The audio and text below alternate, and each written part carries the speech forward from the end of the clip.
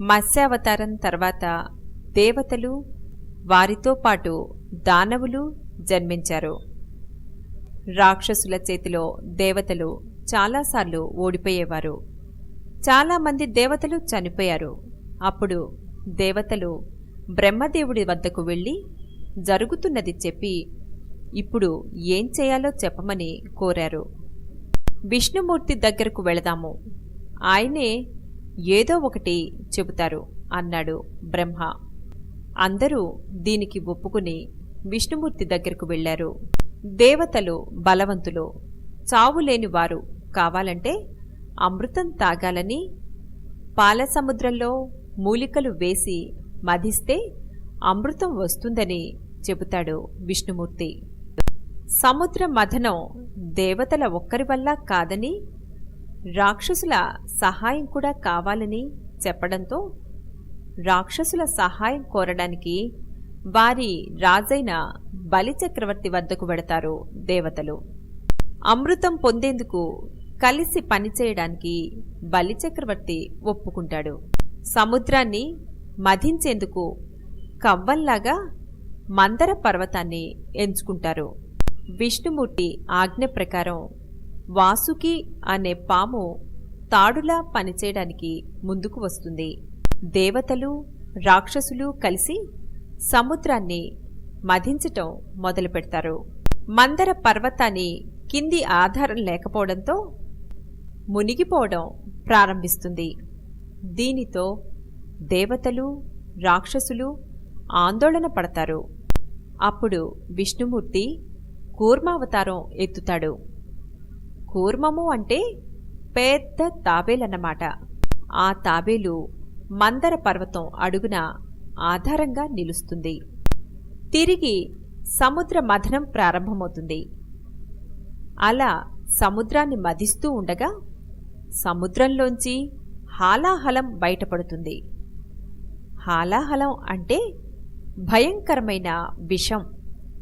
అది చూసి సముద్ర మథనం ఆపేసి దేవతలు, రాక్షసులు అక్కడి నుంచి పారిపోతారు. దేవతలు పరమశివుడి వద్దకు వెళ్లి జరిగింది చెబుతారు. పరమేశ్వరుడు వారికి అభయమిచ్చి ఆ విషాన్ని తాగేస్తాడు. ఆ విషం తన కంఠంలో దాచుకుంటాడు. అందుకే పరమేశ్వరుడిని గరళకంఠుడు అని అంటారు. మళ్లీ సముద్రాన్ని మధించటం ప్రారంభిస్తారు. సముద్రాన్ని మధిస్తూ ఉండగా అందులోంచి లక్ష్మీదేవి, చంద్రుడు, ఐరావతం ఇలా ఎన్నో జన్మించాయి.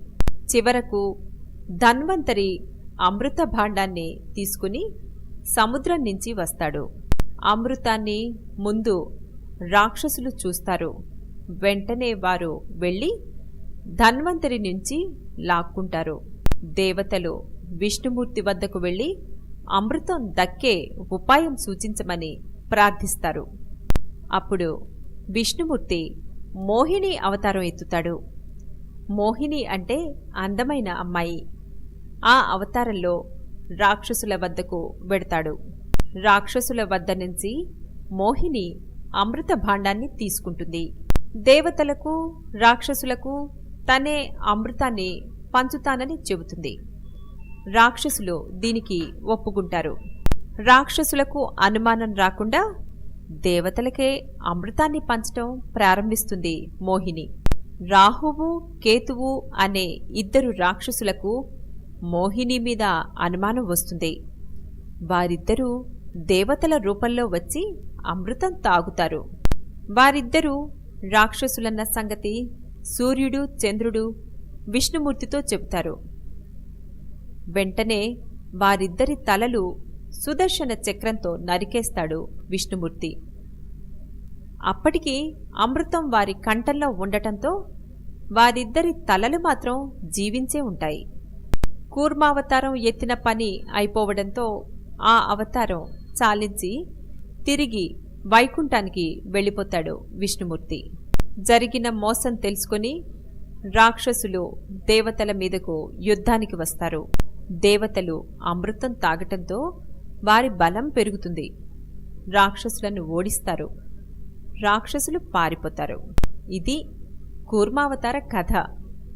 ఆంధ్రప్రదేశ్లో శ్రీకాకుళం జిల్లాలో శ్రీకూర్మం అనే పుణ్యక్షేత్రం ఉంది. అక్కడ శ్రీ కూర్మనాథుడి దేవాలయం ఉంది. కూర్మము అంటే తెలుసు కదా, తాబేలు. అక్కడ తాబేలు విగ్రహం సముద్రం నుంచి భూమి వైపుకు వస్తున్న దిశలో ఉంటుంది.